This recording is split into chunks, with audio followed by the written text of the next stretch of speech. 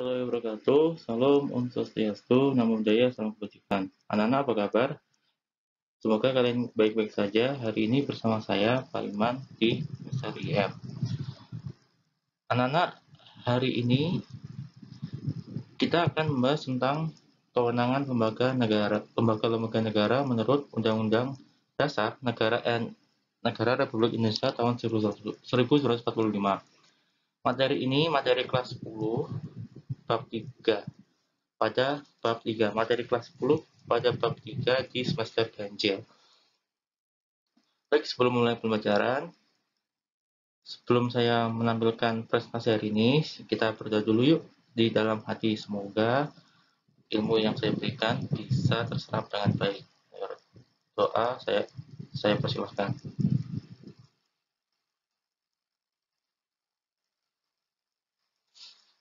Amin. Ya, berdoa selesai. Hari ini saya akan menjelaskan materi yang saya berikan kemarin. Ini masih ada kaitannya dengan materi pengantar yang saya berikan kemarin, yaitu berkaitan dengan rumah yang besar yang diisi oleh anaknya atau orang tuanya sudah meninggal. Ada kaitannya dengan materi ini. Sebelum saya menjelaskan, jangan lupa dipersiapkan alat tulisnya, media maupun medianya. Baik, langsung saja. Kemarin saya sudah membahas tentang ada sebuah rumah yang tidak diisi oleh orang tuanya atau orang tua sudah meninggal, hanya anaknya saja. Lalu apa hubungannya? Hubungannya adalah pada slide ini, di konsep dasar, slide pertama ini berbicara tentang konsep dasar atau kerangka berpikir kita, maka negara itu harus punya lembaga atau badan yang ditunjuk secara resmi oleh negara.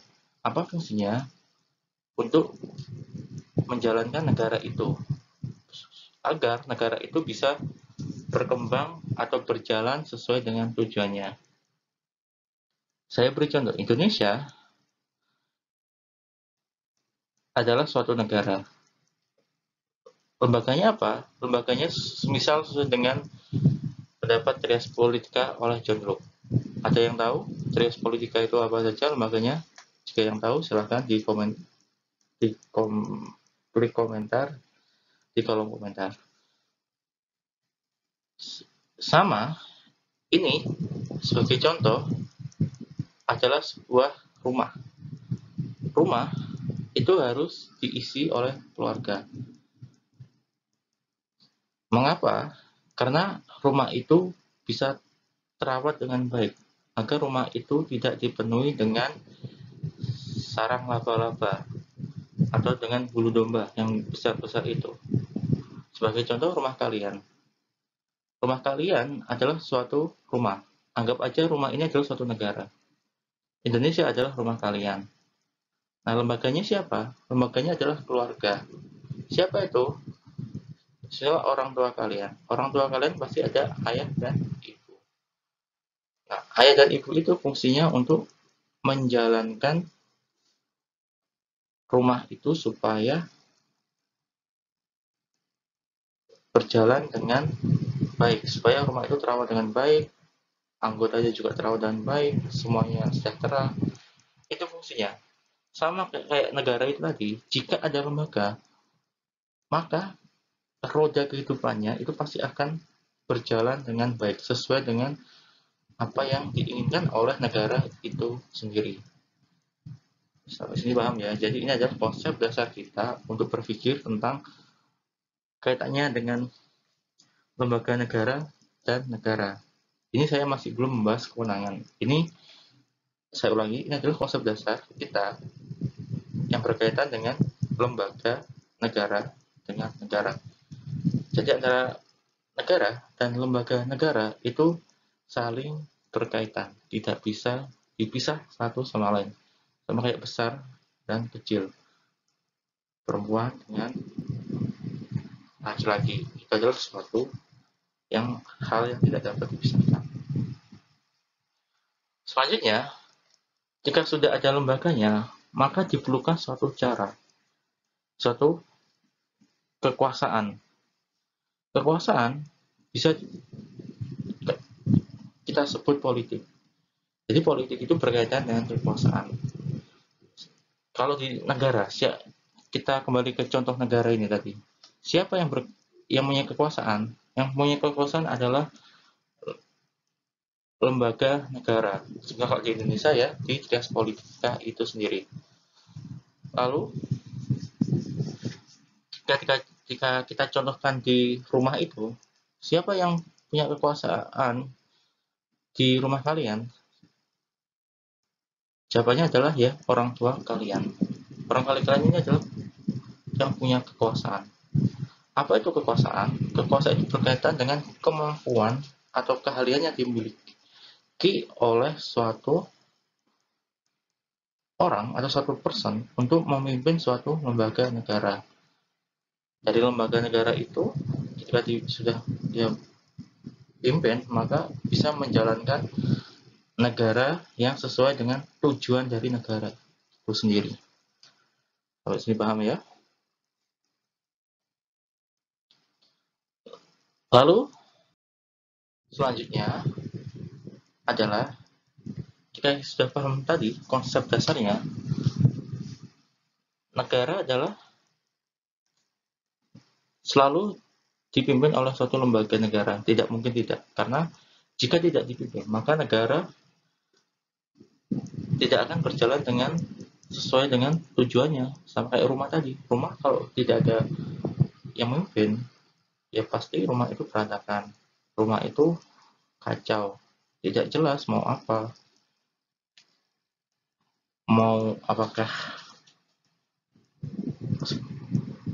Apakah mau ditingkat, atau mau dijual kah, atau mau ditempati orang lain, atau mau dikoskan.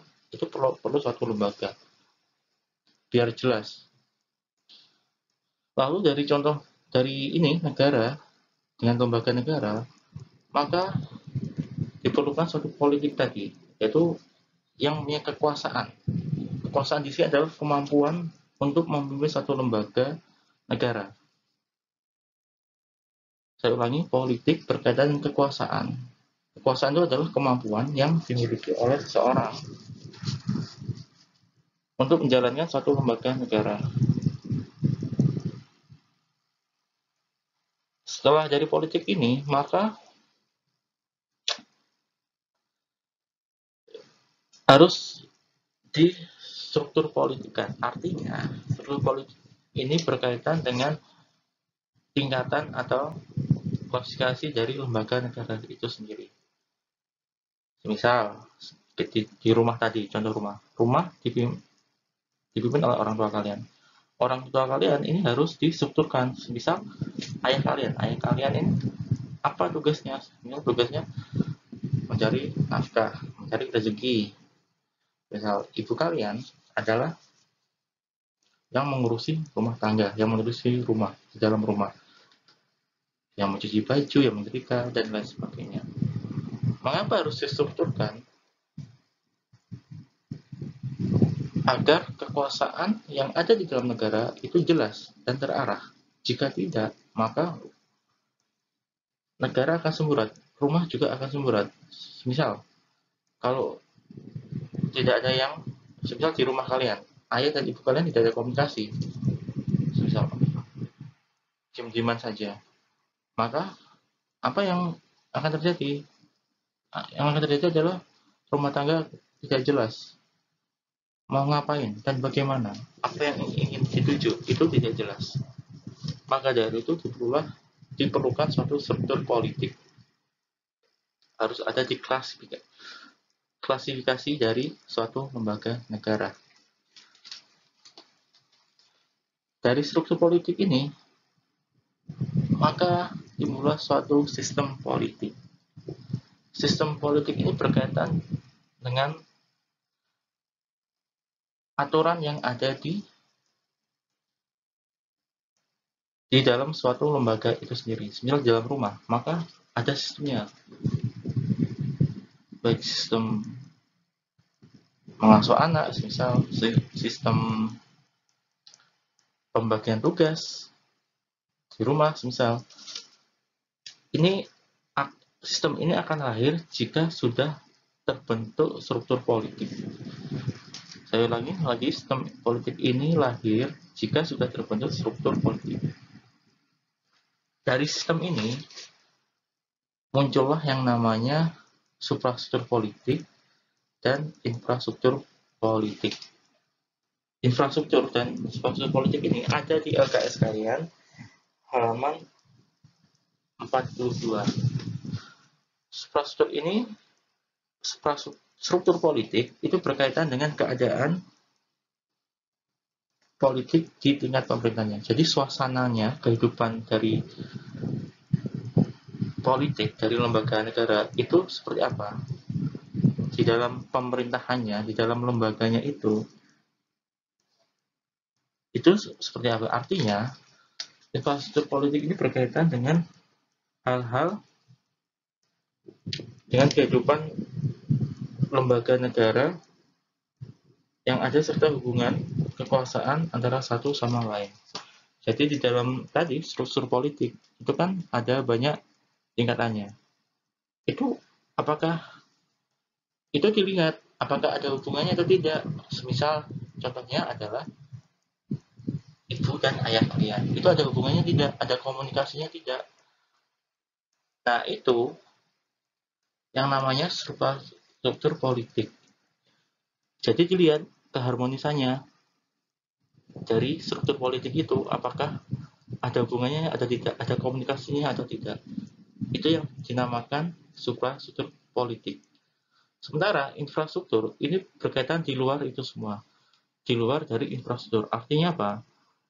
Di luar dari kehidupan politik yang ada pada struktur politik itu sendiri. Jadi di luar itu sendiri. Dengan kata lain, seperti yang ada di LKS kalian, maka infrastruktur ini adalah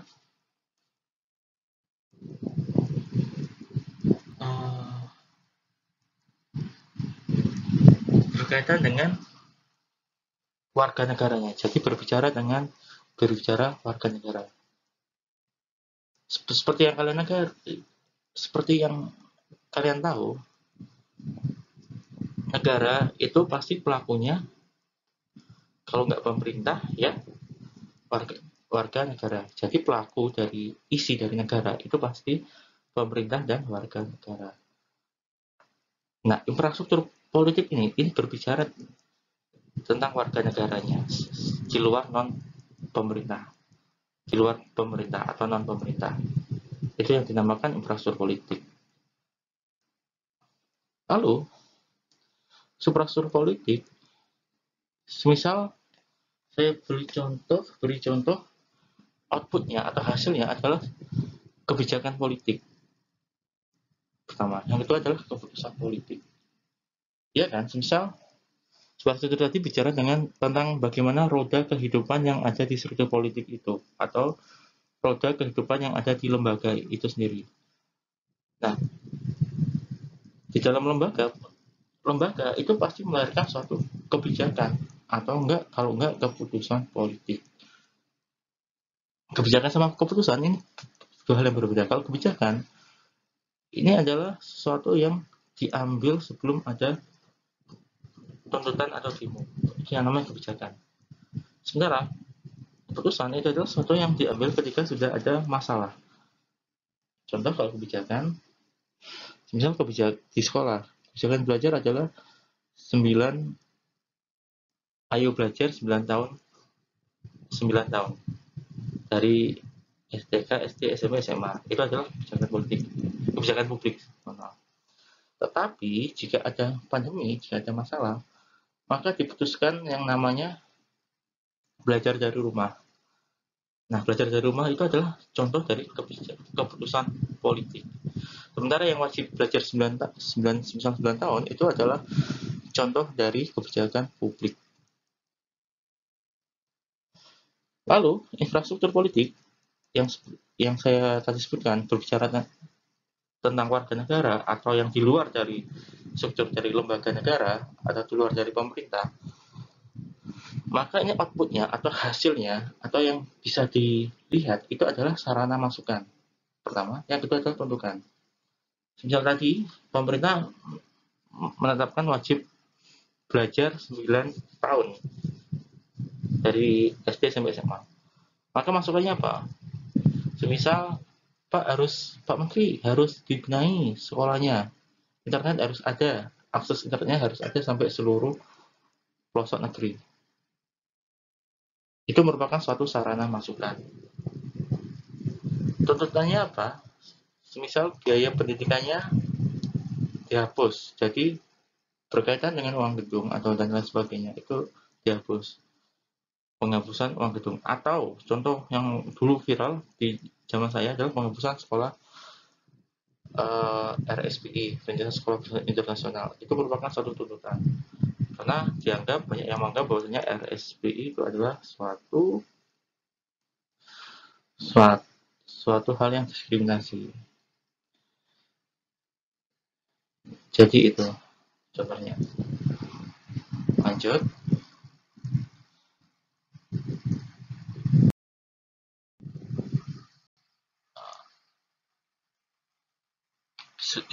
Suprastruktur politik. Kita akan membahas tentang suprastruktur politik. Ini sebenarnya ada di LKS kalian, halaman 42, tapi nggak apa-apa, saya ulas sebentar. Suprastruktur politik diartikan sebagai mesin politik resmi di suatu negara dan merupakan penggerak politik, seperti yang saya bilang tadi. Struktur politik merupakan gambaran pemerintah dalam arti luas terdiri dari lembaga negara yang tugas perannya diatur dalam konstitusi negara atau peraturan perundangan lainnya. Lalu langsung saya beri contohnya, struktur politik, contohnya misal ada MPR, DPR, DPD, ini contoh dari legislatif. Presiden atau wakil presiden ini adalah contoh dari lembaga eksekutif. MA, MK, MKY atau Mahkamah Agung, Mahkamah Konstitusi, Komisi Yudisial, ini merupakan contoh dari lembaga yudikatif. Jadi lembaga-lembaga, ketika kita berbicara tentang lembaga-lembaga, itu kaitannya dengan struktur politik. Itu poinnya, kuncinya di situ. Untuk lebih jelasnya, silahkan dibaca sendiri di halaman 42 sampai 43. Terus menurut saya di LKS kalian sudah lengkap. Dibaca sendiri atau jika kurang lengkap bisa dicari di internet. Lalu struktur politik juga ada di LKS kalian di halaman 43 sampai 44, yang mana saya ulas sedikit. Struktur politik ini berkaitan dengan lembaga politik atau mesin politik yang bersifat tidak formal. Jadi yang saya bilang tadi di luar pemerintah atau di luar lembaga negara. Struktur politik dapat dikatakan sebagai kekuatan di dalam masyarakat. Walaupun lembaga formal, tapi jangan salah, struktur politik ini sangat kuat. Maksudnya sangat kuat di sini adalah sangat bisa mempengaruhi suatu kebijakan, suatu pembuat kebijakan, sangat mempengaruhi. Contohnya adalah waktu dulu zamannya Pak Presiden Soeharto tahun 1998, karena Pak Soeharto atau almarhum Soeharto ini sangat berkuasa, maka waktu itu ada tuntutan atau yang demo besar-besaran Tangseran yang sampai ada kejadian tragedi Trisakti itu. Maka setelah itu, maka itu kan berubah. Setelah adanya demo besar-besaran yang memakan korban, maka Pak Harto kan dilengsarkan sebagai presiden. Nah, ini maksud saya ada infrastruktur politik punya kekuatan di dalam masyarakat, yang mana infrastruktur ini sangat kuat dan sangat penting dalam melaksanakan tugas dan fungsi dari infrastruktur politik itu tadi. Contohnya tadi yang terjadi Trisakti. Baik, sekian dulu materi dari saya. Jika ada yang tanyakan, bisa ditulis di kolom komentar. Saya akan membalas pertanyaan kalian jika komentar kalian sangat membangun dan ada poin tersendiri. Baik, jangan lupa sebagai masukan dari saya, jangan lupa tetap patuhi protokol kesehatan seperti yang Pak Iman contohkan, hormati dan patuhi orang tua kalian maupun guru kalian dimanapun kalian berada, tetap rajin belajar. Dan sebagai catatan untuk YouTube ini sebenarnya tidak wajib. Mengapa? Karena untuk mengembangkan materi, untuk memahami materi tidak harus dari YouTube, bisa dari media yang lain, bisa dari LKS, internet, perpus, dan lain sebagainya. Jadi saya tidak mewajibkan pada intinya. Lalu yang tidak kalah pentingnya sebagai catatan saya juga adalah tugas yang bab 1 maupun bab 2 maupun ulangan harian dari bab 1 sampai bab 2 jika ada yang belum bisa dikerjakan setelah rapot sisipan. Rapot sisipan bisa dirubah, bisa kami rubah, maksudnya bisa diperbaiki dengan catatan kalian mempunyai kemauan keras, punya etikat untuk merubahnya. Semisal dari yang belum mengerjakan langsung dikerjakan semuanya, itu contohnya. Dan bagaimana kalian bisa berkomunikasi dengan guru kalian. Baik, terima kasih. Wassalamualaikum warahmatullahi wabarakatuh. Om Santi Om. Namo Buddhaya, salam kebajikan. Semangat belajar, semangat. Terima kasih.